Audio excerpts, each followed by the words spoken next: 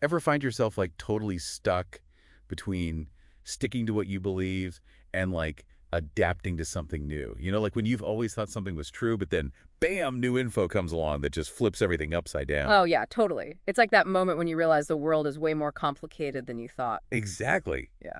And that's exactly what we're diving into today.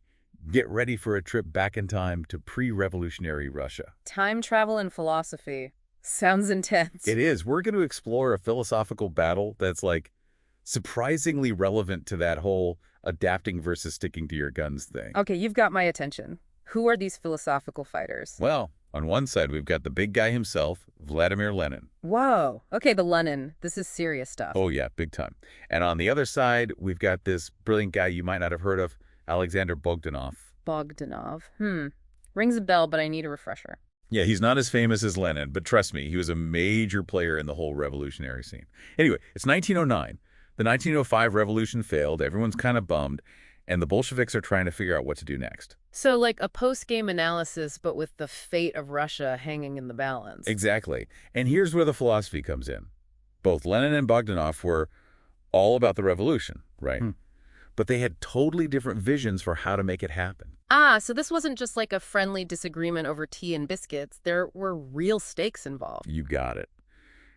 And these differences were rooted in some pretty complex ideas, like materialism and empiriocriticism. Okay, those are some big words. I'm going to need some help unpacking those. Don't worry, me too. When I first ran into those terms, I was like, whoa, is this even English?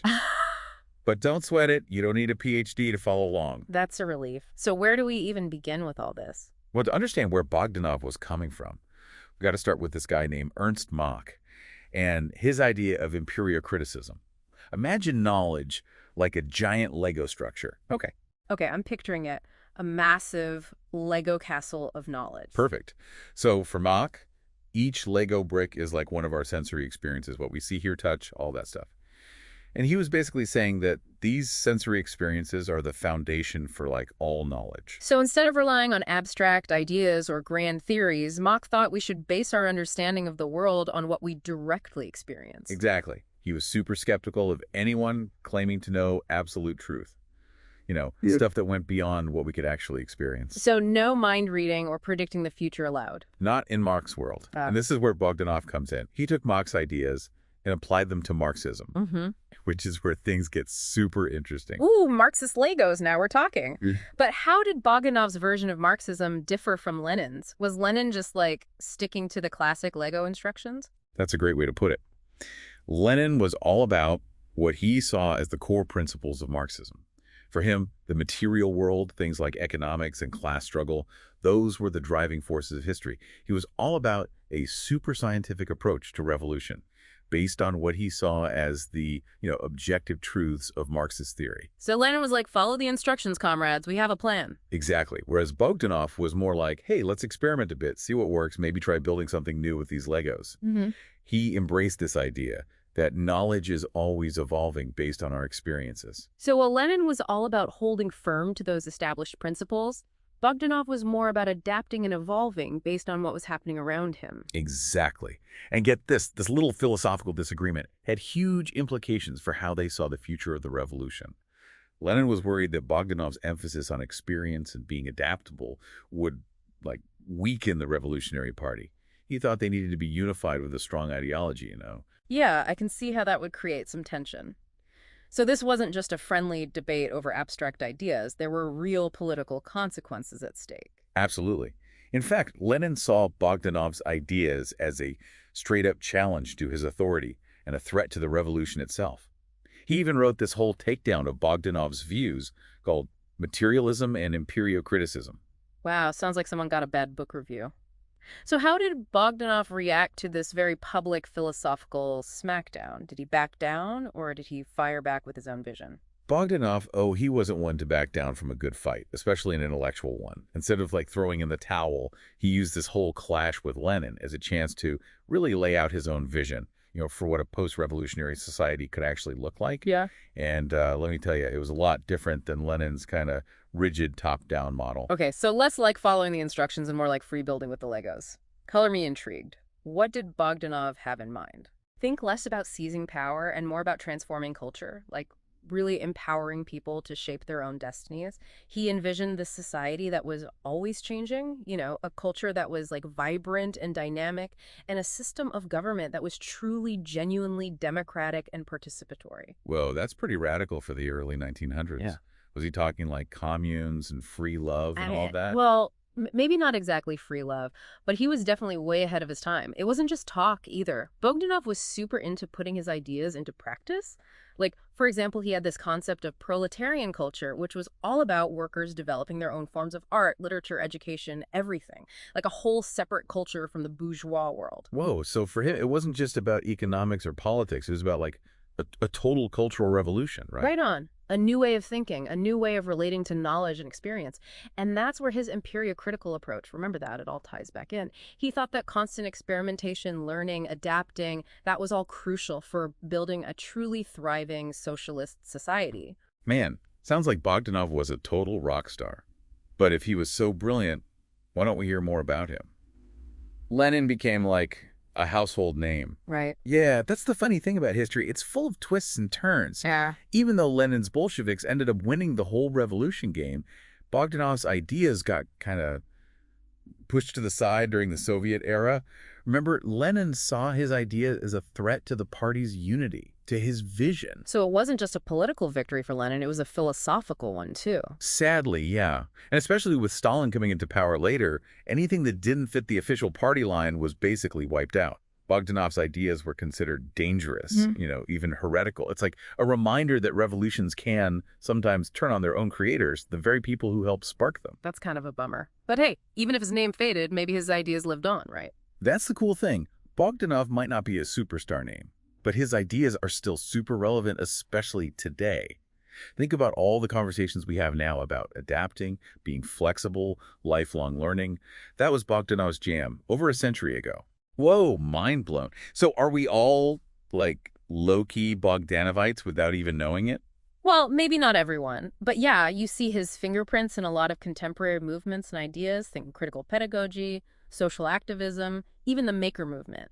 Decentralization, participatory governance, all those are Bogdanov-esque themes. So his legacy is bigger than we realize. But how do these old school ideas about materialism and experience, how do they play out in the debates we're having now, in the real world today? Now that is the million-dollar question. And that's why this whole Lenin-Bogdanov thing is so fascinating, because in a way, it's a debate that we're still having right now, just dressed up in different clothes. Okay, I'm officially hooked. Yeah. Give me some examples. How do these philosophical ghosts from the past haunt our present? All right, well, let's take a look at the political landscape, for instance. On one side, you've got folks who are all about flexibility, pragmatism, adapting to changing situations, and learning as you go. Sounds familiar. Bogdanov squad. You could say that. They might not be waving Bogdanov flags, but the emphasis on experimentation, being open to change, decentralized power, all that jazz, it's straight out of Bogdanov's playbook. And what about the other side? The folks who are more, ideologically driven. Yeah. Are they rocking the Lenin look? Again, not a perfect match, but there are some definite echoes there.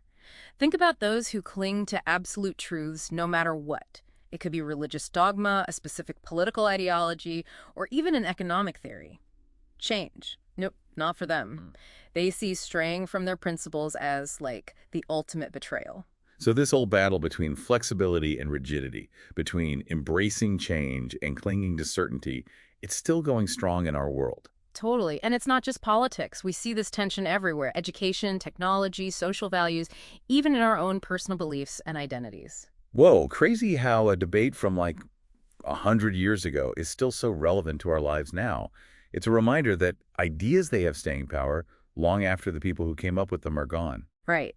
The Lenin-Bogdanov showdown gives us some serious food for thought about these tensions that we're still grappling with today. So what's the takeaway for us? The regular folks just trying to make sense of the world. What do we do with all this? The big lesson here is that ideas matter. They shape everything, from how we understand reality to our political systems, cultural values, and even our own personal lives. And these ideas, they're not static. They're constantly evolving, bumping into each other, sparking new ones. It's like that old saying, the only constant is change. Maybe that was Bogdanov's point all along, to be open to change, embrace uncertainty, and never stop learning. Well said. The world's a messy, complicated place, and clinging to rigid ideas might not be the best way to navigate it. So a little bit of Bogdanov's flexibility and a dash of Lenin's conviction, mix it all up. A philosophical cocktail for the 21st century. Maybe. The point is to know about these different perspectives, think critically about our own beliefs, and be open to having real conversations with people who see things differently. That's how we learn, that's how we grow, that's how we move forward, both as individuals and as a society. It's like we started talking about time travel, but really, the past isn't so far behind us after all. Absolutely. Those echoes from Lenin and Bogdanov's clash, they're all around us. In the political stuff, cultural clashes, even the personal stuff we all deal with every day. Whoa. Okay, so much to think about. Before we wrap up, I think our expert has one last brain teaser. Yeah, totally. It's humbling, right? And I think Bogdanov would say it's something we got to get more comfortable with.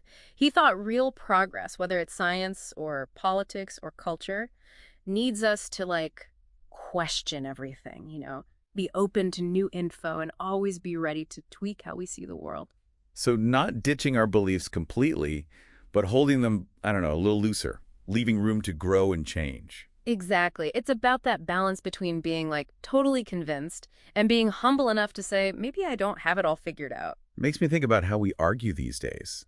Seems like we've forgotten how to have real conversations with people who disagree with us, stuck in our own little bubbles, not even willing to listen to other viewpoints. Yeah, it's a problem. No. But I think Bogdanov might have an answer. He thought real dialogue means really listening to the other person, actually hearing them, even if you don't like what they're saying. And being okay with admitting, hey, maybe my own view isn't perfect. Tough challenge, but definitely worth it if we want to make the world a better place. So big takeaway for our listeners today. What do we hope they walk away thinking about?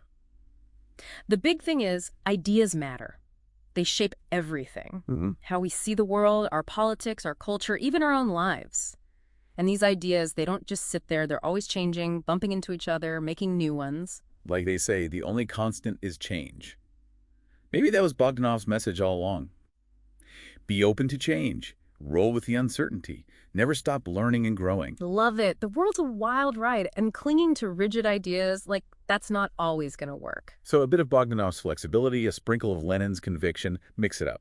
A philosophical cocktail for the 21st century. Right. It's about knowing the different perspectives, looking at our own beliefs, and talking it out with people who see things differently. That's how we learn, how we grow, how we move forward as people and as a society. It's funny, we started with time travel, but the past isn't really that far away, is it? No, those echoes from Lenin and Bogdanov, they're still here. In our politics, our culture, the stuff we deal with every day. Wow. So much to think about. Well, that's all the time we have for our deep dive into Lenin and Bogdanov. Hope you enjoyed it. Yeah, and remember, it's not about picking sides. It's about wrestling with the ideas, challenging what you think, maybe even changing your mind. And who knows, maybe you'll find a bit of Lenin and a bit of Bogdanov in yourself. Until next time, keep those minds curious, keep those conversations going, and remember, the deep dive continues.